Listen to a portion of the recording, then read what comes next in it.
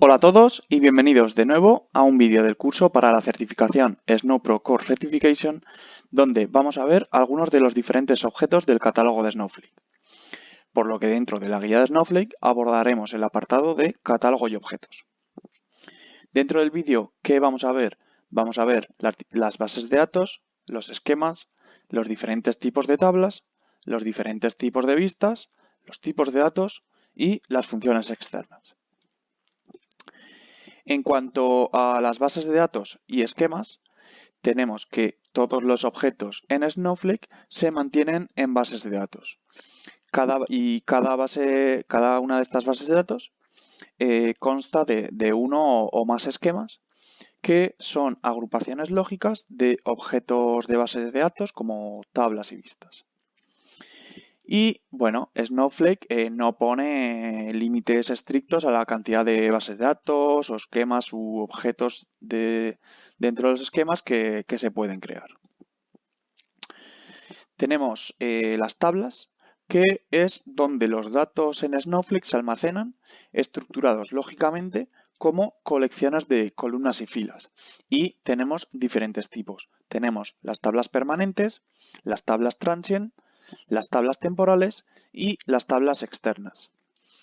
Las tablas temporales, digamos que son las tablas por defecto y tienen una serie de características que son que pueden tener un time travel según la edición de 0 a 90 días posibles de retención.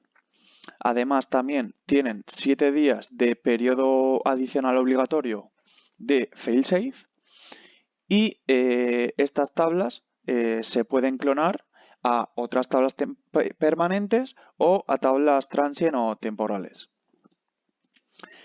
El siguiente tipo de tablas, las tablas transient, solo tienen de 0 a 1 días posibles de retención del time travel, no tienen failsafe y se pueden clonar a tablas transient o temporales, no se pueden clonar a tablas permanentes.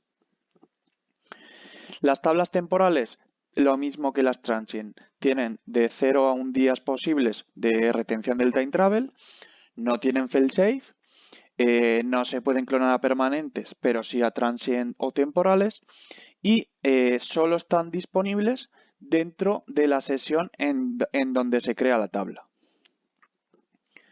Por último, tenemos las tablas externas, que son las tablas cuyos datos se almacenan en states externos, fuera de Snowflake.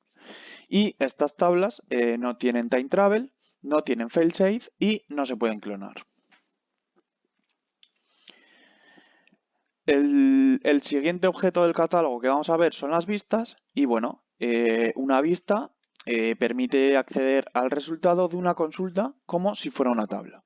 Y tenemos diferentes tipos de vistas. Tenemos las vistas no materializadas, las vistas materializadas y dentro de las vistas materializadas o no materializadas pueden crearse como vistas seguras. Las vistas no materializadas, pues bueno, son lo que son se llaman comúnmente a las vistas. Y bueno, una vista es básicamente una definición con nombre de una consulta. Los resultados de una vista no materializada se crean ejecutando la consulta en el momento en que se hace referencia a la vista en una consulta. Y los resultados pues no se almacenan para uso futuro. El rendimiento es más lento que con las vistas materializadas y bueno, pues lo que comentábamos al principio, que estas vistas no materializadas son el tipo de vistas más comunes. También tenemos las vistas materializadas, que bueno, aunque una vista materializada se denomina como si fuera un tipo de vista, en muchos sentidos pues se comporta más como si fuera una tabla. Los resultados de una vista materializada se almacenan casi como si los resultados fueran una tabla y esto pues permite un acceso más rápido, pero requiere de espacio de almacenamiento y mantenimiento activo, los cuales pues generan costos adicionales. Además, las vistas materializadas tienen algunas restricciones que no tienen las vistas no materializadas. Por ejemplo, una vista materializada puede consultar únicamente una tabla. Y bueno, pues por ello pues nos admiten joins o auto joins, joins entre la misma tabla. Y bueno, pues una vista materializada no puede incluir funciones definidas por el usuario, no puede incluir tampoco funciones de ventana, cláusulas having, cláusulas order by, limits. Los group bys únicamente están permitidos dentro de los que están en la lista del select. No se permiten agrupaciones por conjuntos de agrupación por rola, por cubo y ni anidamiento de subconsultas dentro de una vista materializada. Y también muchas funciones agregadas no están permitidas en una definición de vista materializada. Por ejemplo, sí que se permiten algunas, como por ejemplo max, min, count, sum. Y bueno, por ello pues hay una serie de recomendaciones, ¿no? Los resultados de la consulta que contienen una pequeña cantidad de filas y o columnas en relación con la tabla base, que bueno, la tabla en la que se define la vista, pues bueno, estos tipos de vistas sí que son recomendables. También, ¿qué son recomendables? Las vistas que los resultados de la consulta contengan resultados que requieran un procesamiento significativo, como podría ser análisis de datos semiestructurados o agregados que tardan mucho tiempo en calcularse. También que las vistas cuya consulta está en una tabla externa, es decir, conjuntos de datos almacenados en states externos, lo que podría tener un rendimiento más lento en comparación con las tablas de bases de datos nativas. Y bueno, pues también se recomienda que las tablas bases de las vistas que no cambien con mucha frecuencia. Pasamos a las vistas seguras, ¿vale? Y bueno, en cuanto a las vistas seguras, pues algunas optimizaciones internas para las vistas requieren acceso a los datos subyacentes en las tablas bases de la vista. Este acceso pues, podría permitir que los datos que están ocultos para los usuarios de la vista se expongan a través del código de usuario como funciones definidas por el usuario u otros métodos de programación. Las vistas seguras no utilizan estas optimizaciones, lo que garantiza que los usuarios no tengan acceso a estos datos subyacentes. Esto, pues, bueno, puede causar impacto en el rendimiento de la consulta, por lo que se recomienda no utilizarlas para crear vistas que sirvan para simplificar una consulta. Y por norma general, el usuario puede ver la definición de las vistas, pero en estas vistas seguras esto no es posible. Vamos a pasar a ver los tipos de datos, entre los que, bueno, tenemos los tipos de datos numéricos, los tipos de datos de texto, los tipos de datos lógicos, que bueno, son los booleanos, los tipos de datos de tiempo, fecha y hora, los semiestructurados y también tenemos datos geoespaciales.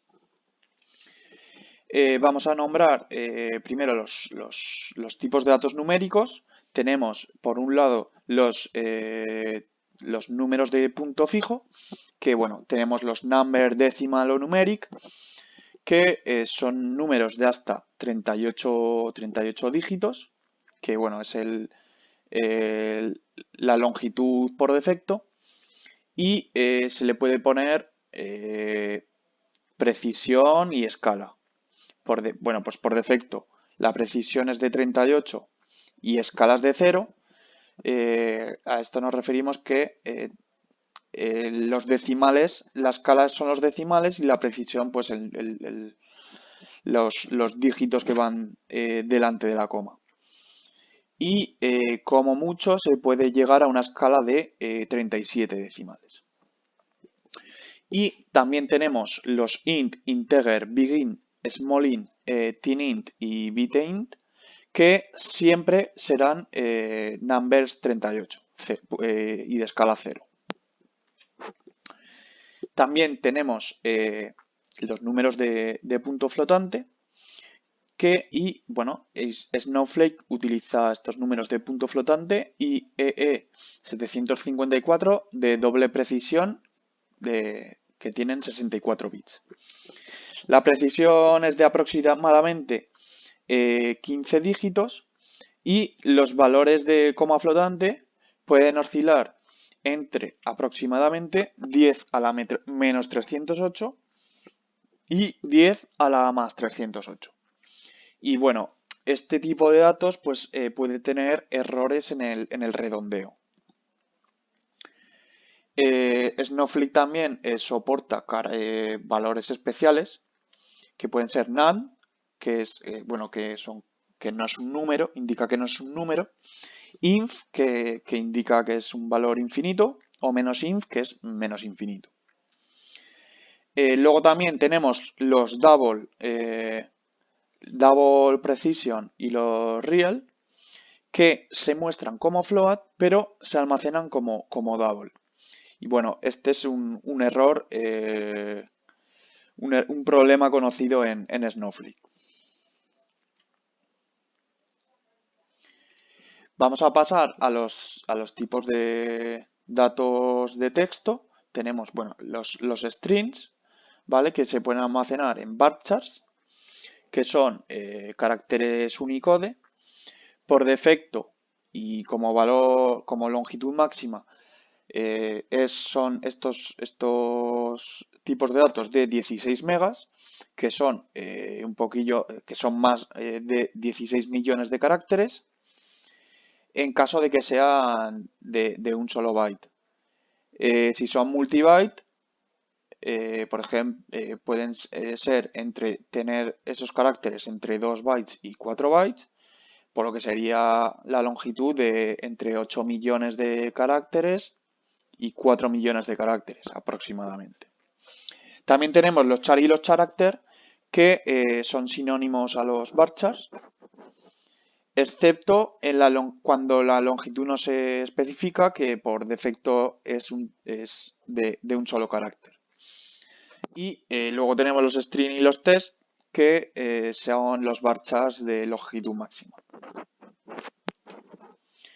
También tenemos los strings binarios, que bueno, tenemos el tipo binary, que su longitud máxima es de 8 megas, unos 8 millones de caracteres, de bytes, y no tienen los caracteres no son Unicode.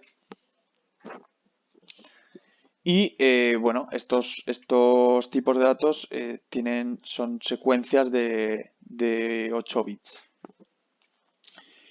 Y los bar binary son sinónimos a los binary.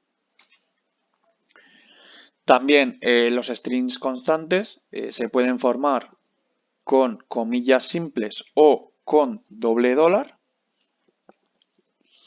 Y pasamos a los tipos de datos lógicos, que son los booleanos, pueden ser true o false. Y bueno, en estos tipos de datos, bueno, pues podemos hacer conversiones explícitas, bueno, con el to boolean o haciendo un cast, donde podemos convertir strings a true, que sería con las palabras true, t, yes, y, on o 1, o a false, que sería false, f, no, n, off y 0. También se pueden convertir números a booleanos, que el 0 sería false y cualquier valor que no sea 0 sería un true. Y también tenemos la conversión implícita, que la palabra true sería true, la palabra false, false, el 0 sería false y cualquier valor que no sea 0 sería true. Y también tenemos la conversión de booleano a string o a número, que el true se convertiría en true, en minúscula, false a false, y luego para los números, true sería un 1 y false sería un 0. Por otro lado, tenemos los tipos de datos de fecha y hora. Tenemos date, que esos serían fecha, time, que sería la hora. La hora puede tener hasta nanosegundos, que bueno, serían los segundos con 9 decimales. Y tenemos los timestamps, que son los datos, los tipos de datos que tienen fecha y hora. Estos timestamps hay tres opciones. Pueden ser timestamp LTZ, que se guarda la fecha y hora con el time zone local. Tenemos también los timestamp NTZ, que se guardan sin time zone, y los timestamp TZ, que se guardan con el time zone que le indiques, y si no se lo indicas, se guardan con el time zone local. Y luego tenemos los datatime, que es un alias de timestamp NTZ. Por último, vamos a ver los tipos de datos semiestructurados, donde tenemos los variants, que es un tipo universal de etiquetado que puede almacenar valores de cualquier otro tipo, incluidos objects y arrays, que son los otros tipos de datos semiestructurados, hasta un tamaño máximo de 16 megas. Y bueno, pues se puede convertir cualquier expresión a variant y un variant a un tipo de datos que sea correcto. Y se recomienda utilizar el tipo variant para almacenar datos en formato JSON. En otro vídeo, más adelante, hablaremos más específicamente cómo trabajar con estos datos. También tenemos los objects, que se utilizan para representar colecciones de pares clave-valor, donde la clave es una cadena no vacía y el valor es un valor de tipo variant. Y bueno, pues el tamaño máximo también es de 16 megas. Y también tenemos los arrays, que se utilizan para representar matrices densas o dispersas de tamaño arbitrario, donde el índice es un número entero no negativo hasta 2 elevado a la 31 menos 1, y los valores tienen el tipo variant. Por último, vamos a comentar lo que son las funciones externas. Y bueno, una función externa llama al código que se ejecuta fuera de Snowflake. El código ejecutado remotamente se conoce como un servicio remoto. Y la información enviada a un servicio remoto generalmente se transmite a través de un servicio proxy. Snowflake almacena información de funciones externas relacionadas con la seguridad en un Integration API. Dentro de Snowflake, la función externa se almacena como un objeto de base de datos que contiene información que utiliza Snowflake para llamar al servicio remoto. Esta información almacenada incluye la URL del servicio proxy que transmite información hacia y desde el servicio remoto. Esta información pues, se especifica como parte del comando create external function. Y bueno, vamos a pasar a las preguntas como en vídeos anteriores. ¿Qué tipo de tabla corresponde a una sola sesión de Snowflake? ¿Temporal, transient, provisional o permanente? La respuesta correcta es temporal. Máximo tamaño de un varchar: 4 megas, 8 megas, 16 megas o 32 megas. La respuesta correcta es 16 megas. ¿Cuál es el tipo de datos recomendado para almacenar datos semiestructurados como JSON? Tenemos varchar, raw, lob o variant. La respuesta correcta es variant. Snowflake proporciona dos mecanismos para reducir los costos de almacenamiento de datos para tablas de corta duración. Estos mecanismos son, hay que elegir dos respuestas, tenemos tablas temporales, tablas transient, tablas provisionales o tablas permanentes. Y la respuesta correcta son A y B, tablas temporales y transient.